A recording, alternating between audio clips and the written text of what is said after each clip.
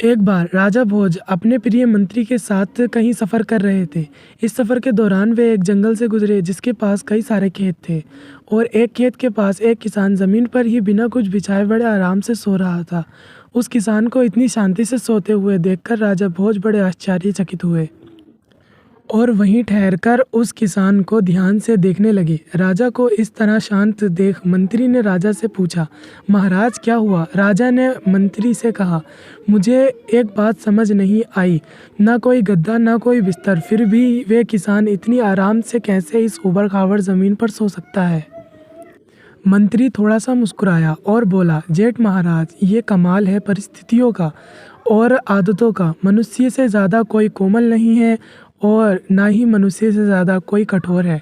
परिस्थितियों के हिसाब से मनुष्य अपनी आदतें बना लेता है।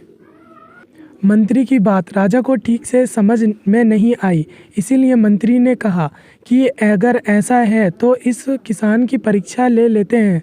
विचार विमर्श करने के बाद राजा और मंत्री उस किसान को राजमहल ले गए। राजमहल में किसान को वही ऐशो आराम, खाना पीना और सोने का बिस्तर दिया गया जिस पर राजा सोता था।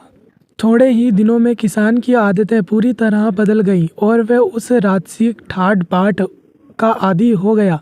आखिरकार उसके परीक्षा का दिन भी आ गया। मंत्री ने उसके सोने के बिस्तर में कुछ सूखे पत्ते और तिनके चुपके से डाल दिए। किसान जब उस बिस्तर पर सोने गया तो राजा और मंत्री चुपके से उस पर नज़र रखने लगे। कुछ ही देर बाद राजा और मंत्री ने देखा कि किसान ठीक से सो नहीं पा रहा है और बार बार करवटें बदल रहा है। राजा ये देखकर फिर से हैरान था।